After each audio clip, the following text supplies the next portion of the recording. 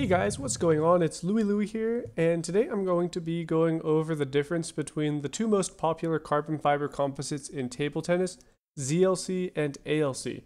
I made a video on this topic about a week ago, but it had a couple of errors in it, so I want to say a quick thank you and shout out to Sergio, who owns SDC Homemade Blades, for pointing out these mistakes and helping me understand some of the finer details, which helps me make sure the information I give you all in this video is accurate. While this video is solely about ZLC and ALC because those are the two most popular carbon fiber composites out there, I do aim to make a more general overall equipment guide in the near future. But just so you're aware, after this video, my next few videos are definitely going to be back to normal VOD reviews so that all of you who have submitted matches do get a chance to receive some coaching. But anyway, without further ado, let's go ahead and get started. Before talking about the materials themselves, the first thing that is really important to explain is the difference between stiffness and hardness, as well as how these characteristics affect your shots. Stiffness refers to how flexible or bendable the entire surface is, whereas hardness refers to localized resistance to deformation. I borrowed this image from Sergio, and it does an excellent job explaining and visualizing it. You can see that just because a blade has flex doesn't also mean that it's hard, and just because a blade is hard doesn't also mean it has to be stiff. You can have a hard flexible blade, a hard stiff blade, soft flexible blades, soft stiff blades, and anything in between. The type of carbon fiber you use, or lack thereof, is only one way to change the hardness and stiffness. And again, that's all I'm going to talk about today, and specifically stick to ALC and ZLC, since those are the two most popular carbon fibers in use. In terms of the effect as it relates to how it will impact your shots and play, both hardness and stiffness can make a blade faster, but not in the same way. When you make a blade stiffer, this decreases the arc of the ball. In other words, it makes the ball travel in a flatter trajectory.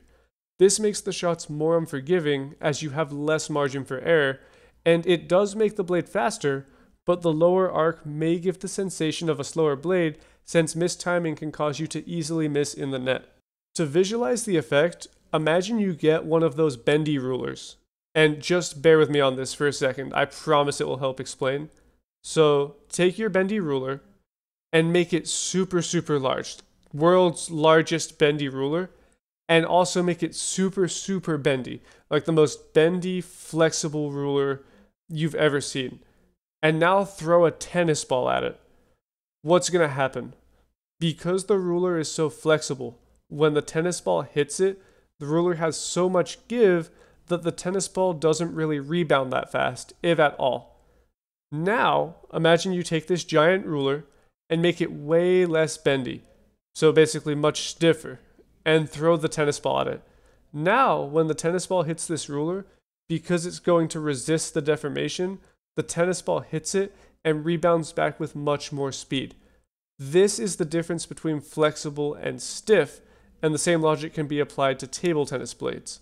Now, hardness is a totally separate concept to stiffness, but equally important in the sense that it's also going to impact the speed of your blade.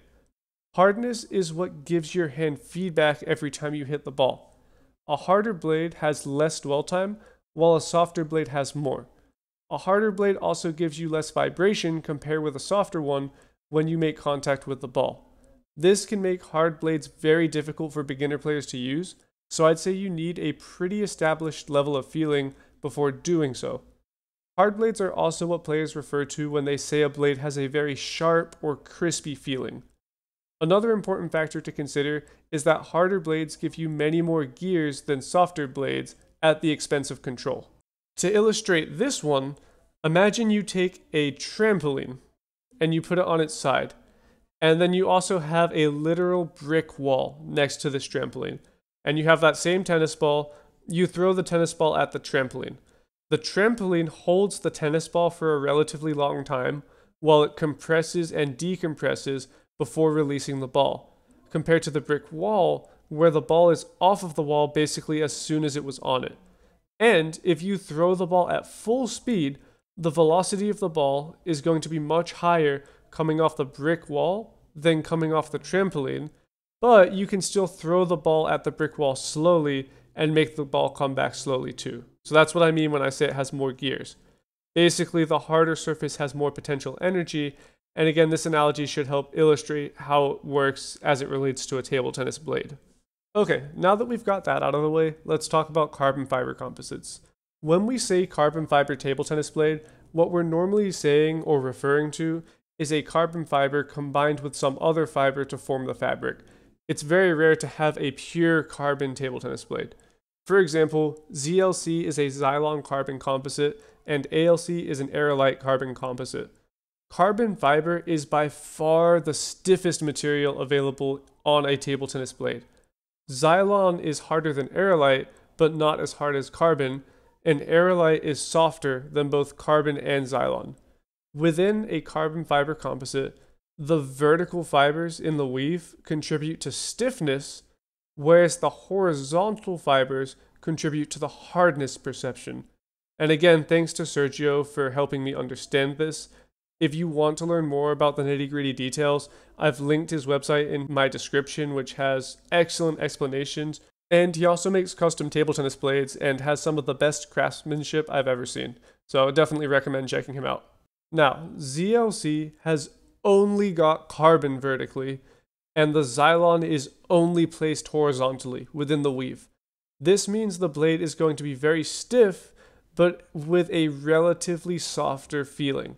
ALC, on the other hand, has carbon and aerolite interweaved both vertically and horizontally. However, there's much more vertical carbon in ZLC than there is in ALC. So that means ALC is going to be more flexible due to the additional aerolite weaved vertically, but is also going to be harder or crisper because of the addition of carbon horizontally. Interestingly, Super ALC has the same weave type as ZLC, where the carbon is woven only vertically, while aerolite is woven only horizontally, meaning Super ALC and ZLC are just about the same stiffness, but with the Super ALC being a little bit softer. Super ZLC is going to be more flexible than standard ZLC, while also being slightly harder and having a larger sweet spot. In terms of which of these is the best, like I mentioned in my previous video, there is no definitive correct answer to this question. Professional players of all different types of styles play with both of these fibers, and in the end, it's always going to come down to personal preference and what works best for you. But as sort of a too long, didn't watch the whole thing, or overall conclusion, just so that you can get an answer as to the difference, ALC is going to be more flexible, but harder and crisper, while ZLC is going to be stiffer, but softer. So, depending on what you're looking for out of your blade, that should give you a good idea of where to start. And again, the only way to know for sure what will work best for your own playstyle is to experiment and see what you like most. With that said, that's going to wrap it up for this video. Again, I'll have a more generalized, comprehensive equipment guide in the near future, but my next videos are going to be more VOD reviews. Thank you all for watching. If you enjoyed the video, please leave it a big thumbs up, leave it a like. It helps a ton with the channel and it would mean the world to me.